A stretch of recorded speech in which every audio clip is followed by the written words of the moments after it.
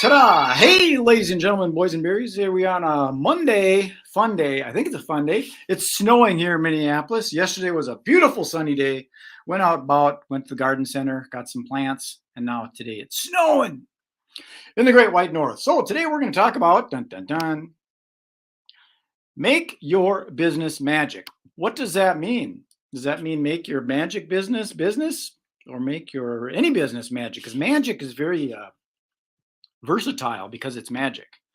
And I'm going to go find a friend of mine that knows this very well because he's been around. He's been around the block. He's got the t-shirt to prove it. Please welcome my good friend, Stephen Hart. Hey, good morning. I knew you could make it. How's the world? Good? Yeah. Did the sun come up over on that side? Oh, yeah. It's going to warm up to 73 today. Yeah, we just got a bunch of snow. I'm outside looking. I know. That's why I live here in Florida. Well, you know, that gets too hot. My wife can't handle the heat. I like the heat. She can't handle it. But you know what? We got this thing here in Florida. It's called air conditioning. Yeah, but then you lock yourself in the side of the house all the time. You go outside and you go to the beach and you got the breeze off the ocean. Yeah, it's a trade-off. It is. I can acclimate to anything. It's just the way it works. So today we're going to talk about the business of magic. And in the past, we've talked about using magic in any business, but now we're kind of talking more about the business of magicians, because some people want to do it full time and they don't know how to do it, or they're scared to do it, or some are just happy being a part-timer, you know? I kind of got thrown into it. I was working for a company as a salesperson, had a company salary, a company car. And then that area that I was working in was closed, shut down. So I was unemployed. So I drew unemployment, and I'm going, now what am I going to do? Well, it was obvious to me I was going to go back to doing magic full time. And it was not easy. I mean, I didn't make a lot of money the first year, and I had a family. It was tough, but you know what? That's how it all started. That's interesting. It's interesting because that's kind of how I was kind of pressured into it too. People told me I had to go get a job, so I got a job with the county parks, and I had my name on my shirt and everything, and I thought I was going to be a county worker for the rest of my life. And then all of a sudden I got laid off, and I thought, hey, where's my gold watch? I thought I had a job here. Very frustrating. Oh, here's my sister. Good morning, sister. Mary. That's my sister. She lives down in Austin, Texas. So yes, you were pushed into it. Well, I was pushed into it, but it was obvious that that's where I was supposed to go. It made I'm glad I did. It kind of pushed you into it. Otherwise, you probably would have stayed in that 9 to 5 and ground and made a good living. But you said it's a struggle, and sometimes I think it is because people don't really know what market they want to go into. They think, okay, children's parties, those are a lot of fun, but they don't pay so much. Corporate pays a little more money, but harder to get. Well, back then, that was in the early 80s for me, and I was doing anything and everything I could, you know. But you eventually find out what is your niche, you know, where you want to focus on. And you can be a general practitioner, but you're better off to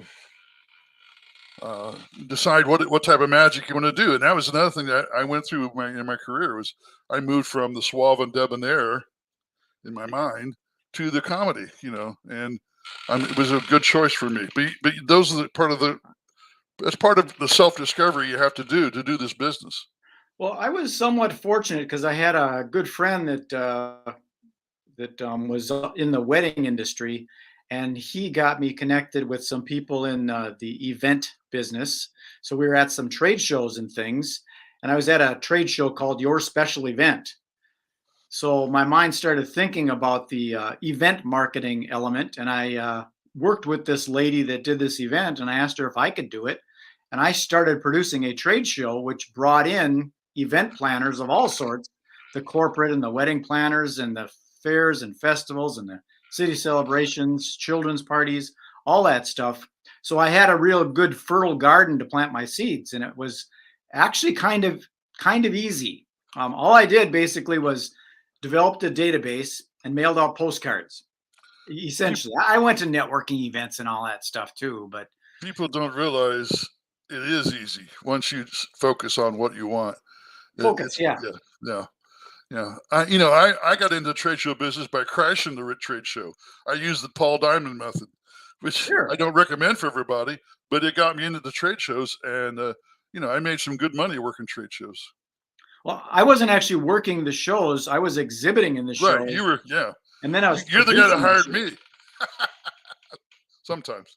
And I was actually exactly. I was producing the shows where I would bring the vendors in.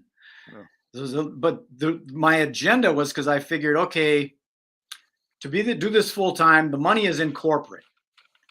I can still do the conventions and the fairs and all that kind of stuff, but the money is in corporate, the audience is in corporate. So I spent a bunch of time. I had an Atari computer that my brother let me use, and someone wrote on a floppy disk. They wrote a program for mailing list, and I Wow. remember I was entering this directory of all of Minnesota businesses in there, and I learned the hard way that it crashed at Oh, 711 no. records. I learned twice. Oh, wow. So I learned to just go to files of 700 records, and then it wouldn't crash. And they were saved on cassette tapes. That's what my files were saved on.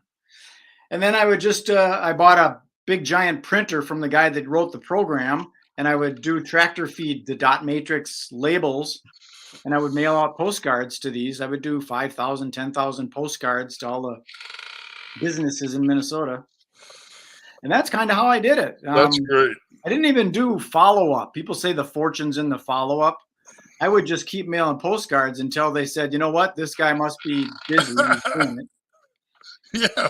Yeah, good. Good for you. That worked good for me. Yeah. Let me see if I did the postcard thing too. And I still do. I do too. And I wanted to show a couple things here. One, I wanted to show your website, Magic to Motivate. This is more geared towards the speaking element of things, right? Yeah. But this is another thing that I think is interesting that you've got is this dollar store magic trick. Yeah. And I don't know when to stop. I just keep making things. Well, I mean, some people think that it's expensive. I mean, it can be expensive if you get into the magic stuff and you start buying the expensive Yeah, stuff. yeah. But there's No, some very the whole idea is to be creative and to be versatile yeah. and have multiple streams of income, And that's what I've got. In fact, there's a program that I use, and you're using it too. I call it my magic marketing tool. It's basically a piece of software to mail out postcards and things. But it's so much easier now that I can use technology as opposed to putting stamps and labels on cards Oh, and taking the post office. what a pain in the ass that was. Yes, I did that. Yes, times have changed, and I think some people think that the technology's the secret magic button or something. You just push it and make money. That's not But true. it almost is though. Well, it makes things if you use it right, but I think we can get the shiny object. You go around, you start looking at all these other things. Like to me, the internet is just a method of communication. Yep, that's And right. that's all a postcard really is. It's a method of communication. Right. There's no fancy dancy, it's just going to work. You got to get inside the head of the Oh yeah, planner. you do have to you have to have some kind of strategy, and you got to figure out what to say, to hook them, to get people to want to get your attention. Timing is everything. I mean, Uh-huh. you got to put that card in front of that event planner when they're planning that company picnic or when Yeah. someone's planning their child's Right. birthday party. Right. Timing is everything. That's why Yeah. it costs 40 cents to send out a postcard. You just got to keep on sending them and stay in front of people, Mm-hmm. Yeah, sure. What other marketing methods are you using other than postcards? Well, you said the other day in one of the discussions, word of mouth. But I also have my Facebook page for my magic, but I don't get any real bookings from that. I had a request the other day, but they backed out because I think the Facebook pages don't give you credibility like the websites do. At the same time, there are guys saying they're booking shows, through their social media. I agree. I think it's happening, but it's actually through personal relationships. If you try and, the internet gives you access to everybody on the planet. So I think you get a lot what I call false positives. You get a lot of people viewing your social media, but they live in frickin' Albuquerque, or they live in Sri Lanka, or they live in Well, Thailand. the other thing, Brad, is I'm astounded when you go to their social media page advertising them as a magician, they don't even identify where they live. And you're thinking, well, that doesn't that make a difference about what kind of shows or where you're going to do your shows? That's what I'm saying. I think that it's not that effective. What's happening is they create themselves a Facebook page or a social media profile. Then they Yeah. go out and they do physical shows in their local area, and they probably say, "Hey, like me on Facebook." So they're really building it from their word of mouth Right. Focus, as opposed to. Which is all part of it. I mean, I'm all for that. You know. I think it's good to have a presence on social media, because some people go out there and they search for you on social media. I got a LinkedIn account, I got a Twitter account, I got a Pinterest account. But it's kind of like old school. You used to have to go to the Chamber of Commerce meeting. You used to have to go to the MPI meeting. You went to church. You went to the bar. You went to restaurants. You went and socialized to meet people. Now it just happens to be out on this internet thing. Yeah.